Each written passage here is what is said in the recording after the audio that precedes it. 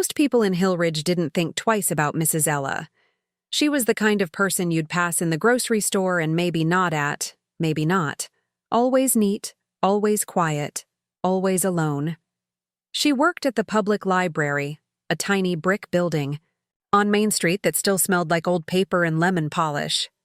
Some joked that the library was stuck in time, and maybe they were right. The chairs creaked. The carpet was worn. The books leaned against each other like tired friends. And there, in the middle of it all, was Mrs. Ella. Always behind the front desk, always reading. Her eyes, deep and warm behind thick glasses, would flick up for a moment when someone walked in, then drop back down to the page in front of her. She wasn't rude, just still, like a painting you didn't understand. But underneath that calm, behind her soft hello and her carefully folded cardigans, there was a fire waiting. I didn't know any of that until the spring of last year. I'd just turned 23.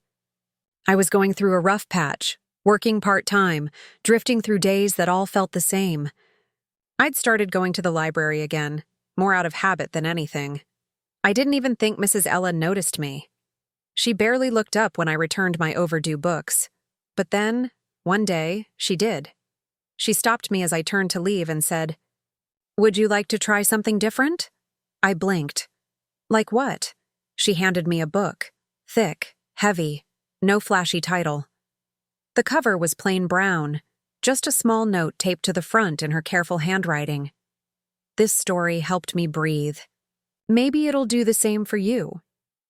I took it home, unsure why. Maybe because of the way she said it. Like it mattered. That night, I read the first page, then the next. And then I couldn't stop. It was a story about a young black girl growing up in the 1950s. She dreamed of being a writer. She read poetry in secret because her town said books like that weren't proper. She walked to school while others rode past in shiny buses and spat at her feet. She kept dreaming anyway. She kept writing anyway, and on the final page, she looked out her window and whispered, "One day, they'll hear me." When I closed the book, my hands were shaking. Something inside me had shifted. I returned it the next day and told Mrs. Ella it made me feel things I didn't have words for. She smiled, not with her mouth, but with her whole face, and said, "That's what a true story does. It reminds you you're not alone." From then on, she started giving me more books, all of them about people who had been overlooked, silenced, forgotten. But each one burned with strength. Women who fought for their voices. Men who stood up when it would have been easier to sit down. Kids who dreamed even when the world said not to. She didn't give them just to me, either. I began to notice. A kid from the high school left one day with 3 thick novels under his arm. An older man who usually only came in for the newspaper sat for hours flipping through a memoir about the civil rights movement. A white woman from church borrowed the bluest eye and later hugged Mrs. Ella at the grocery store. Hugged her. People were changing. And the library, of all places, had become the heart of it. Then one afternoon, a flyer appeared on the front door. One town, one voice. A night of stories and truth. It didn't say who was organizing it, but I knew. I showed up early that evening, and the library was already filling up. Neighbors who hadn't spoken in years sat shoulder to shoulder. Teenagers with earbuds. Mothers with babies. Folks from both sides of town, all waiting for something, but not knowing what. Then Mrs. Ella stepped up to the small microphone set up between the shelves. She looked nervous. Her hands trembled as she held a folder close to her chest. But when she spoke, her voice was steady. "I've lived here most of my life," she began.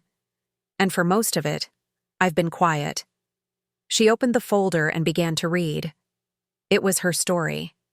She told us how she was born right here in Hillridge, how her father swept floors at the high school but wasn't allowed to sit in the cafeteria, how her mother cleaned houses but couldn't use the front door, how she was once turned away from the very library she now ran because of the color of her skin, and how, even then, she found books. Stolen moments in dusty corners, borrowed pages from neighbors, words that became her wings. "I stayed quiet," she said, her voice cracking, "because I thought no one wanted to hear me. But I was wrong. This town needs stories. It needs truth. And it needs healing.